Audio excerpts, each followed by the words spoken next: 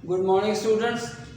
आज हमारा lecture number 5 जो है ये भी तहरीक पाकिस्तान के टॉपिक में ही आता है और इसमें जितनी भी तहरीकें आई और जितने हिंदुओं के जो रुकावटें थी हम उनका ज़िक्र करेंगे, क्योंकि ये तमाम वो चीज़ें थी जिन्होंने मुसलमानों को अपना मकसद, अपना ऑब्जेक्ट अचीव करने के लिए अपने को मजबूती की राह पर चलाना पड़ा। और उनमें से एक नेहरू रिपोर्ट है। नेहरू रिपोर्ट जो है ये 1928 में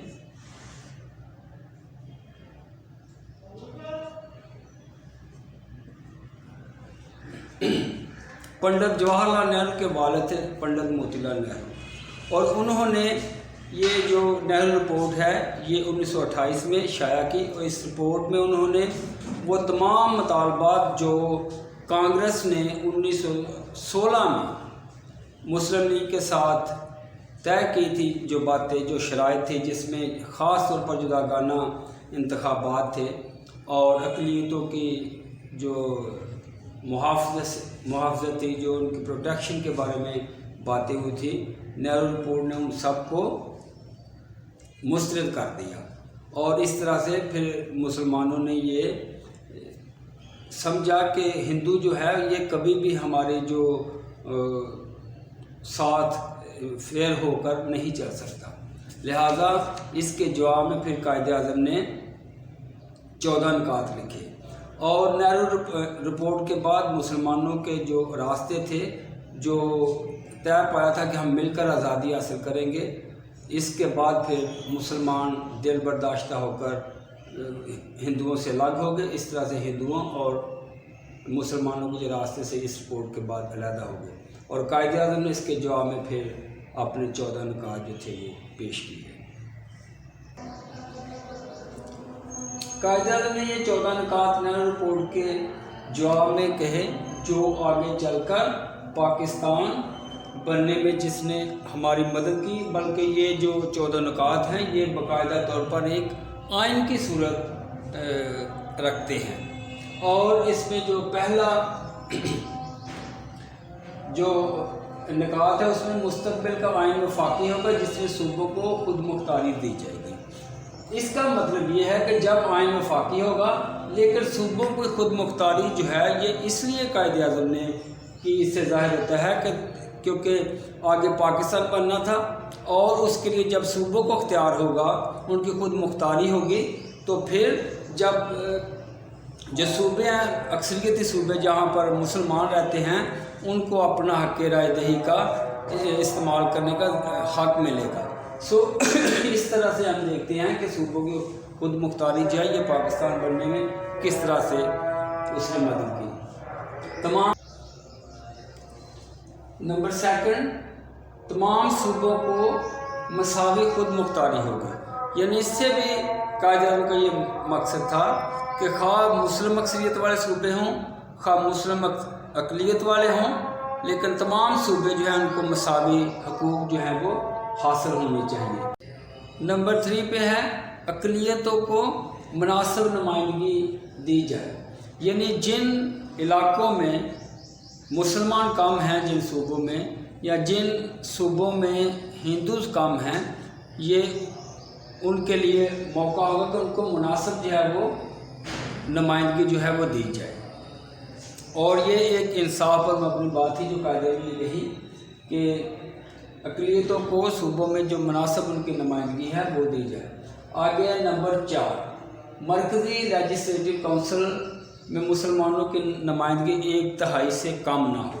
यानी 1/3 नुमाइंदगी जो है ये वासरा की काउंसिल है, जैसे हमारी पार्लियामेंट है जो पूरे मुल्क को कंट्रोल करती है। उसके बाद जो सूबे हैं वहाँ की अपनी अपनी पार्लियामेंट असेंबली होती है। तो जो मरकज़ी काउंसिल है, लेजिस्लेटिव काउंसिल ये कहलाती थी, उसमें कायद-ए-आज़म ने कहा कि उनकी नुमाइंदगी जो है मुसलमानों की वो 1/3 से कम ना हो, यानी 1/3 जो है वो होनी चाहिए। हर कौम को जुदागाना इलेक्शन में हिस्सा लेने की इजाज़त होनी चाहिए। यानी हर जो कौम है उसको अपने जुदागाना انتخاب میں حصہ لینے کی اجازت ہونی چاہیے، یعنی جداگانہ انتخابات کا جو طریقہ کار ہے جو مسلمانوں کے دیرانہ ایک مطالبہ تھا، اس کے مطابق قائد اعظم نے پھر اپنے 14 نکات میں اس کو بتایا۔ لیکن اگر کوئی چاہے تو وہ اپنے ذات مرضی سے مخلوط انتخابات میں بھی حصہ لے سکتا ہے، اس کی بھی اس کو اجازت جو ہے وہ ہونی چاہیے۔ آگے ہم دیکھتے ہیں کہ صوبوں کی جغرافیائی حدود میں کوئی ایسی تبدیلی نہ کی جائے جس سے جو اکثریت جو لوگ ہیں یعنی ان کے کوئی فرق نہ پڑے۔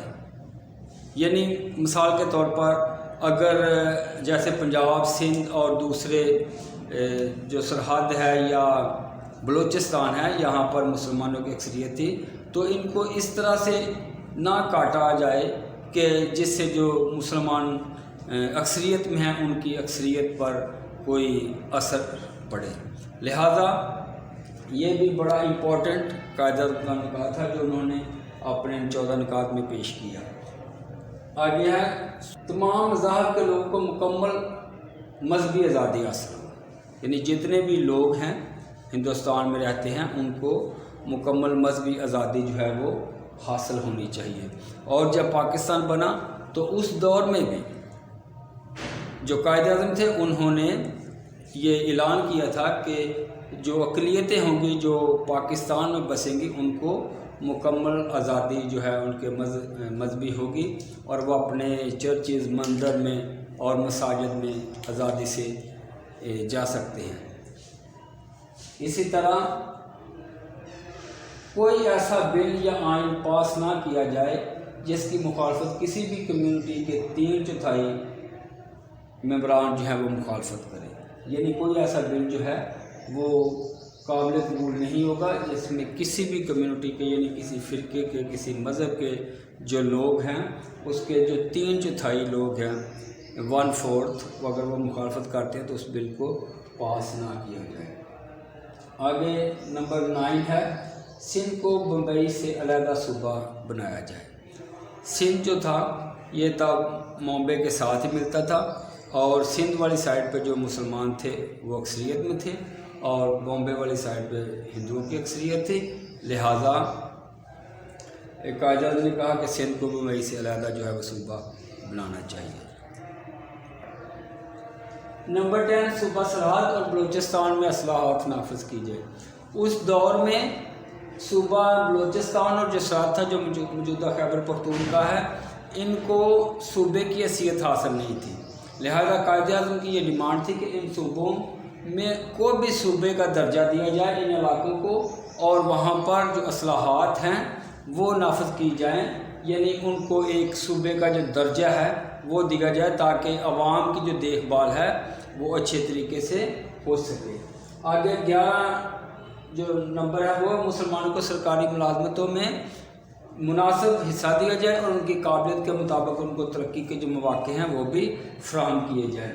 آگے نمبر 12 پہ مسلمانوں کے رسم و رواج، مذہب اور ثقافت کو فروغ دینے کے لیے تحفظ فراہم کیا جائے، یعنی کہ جو مسلمانوں کے رسم و رواج ہیں اور ان کا جو مذہب ہے، ان کی ثقافت ہے، اس پر کسی غیر مذہب کو، کسی غیر قوم کو یا حکومت کو حملہ کرنے کی کوئی حق نہیں ہونا چاہیے، بلکہ ان کو آزادی دی جانی چاہیے اور اس کا تحفظ جو ہے وہ فراہم کیا جائے تاکہ جو ہندوستان کے مسلمان ہیں وہ اپنے ان تمام چیزوں کو جن سے ان کا مذہب اسلام جو ہے وہ ایک ظاہر ہوتا ہے، اس میں ایک رنگ نظر آتا ہے، وہ نظر آنا چاہیے۔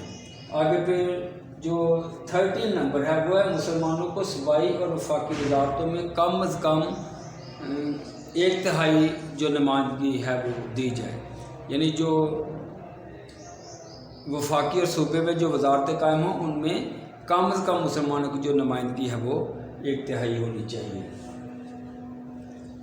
آگے 14 نمبر پہ ہے کہ صوبوں کی اتفاق رائے کے بغیر کوئی بھی جو تبدیلی ہے آئین میں نہ کی جائے۔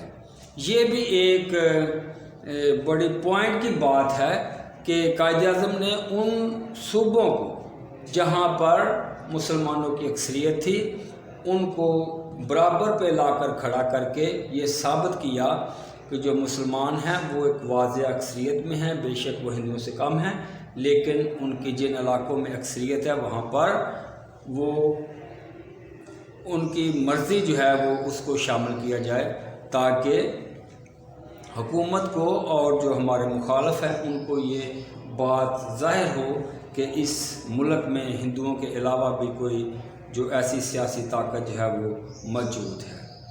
سو اسٹوڈنٹس، آج کا جو لیکچر ہے یہیں پہ ختم ہوتا ہے، اور نیکسٹ لیکچر میں ہم علامہ اقبال کا خطبہ الہ آباد اور جو ایکٹ ہے 1935 کا اس کے بارے میں ہم پڑھیں گے۔ تو اگر ویڈیو پسند آئے تو اس کو آپ لائک کریں، شیئر کریں اور سبسکرائب کریں۔ Thank you.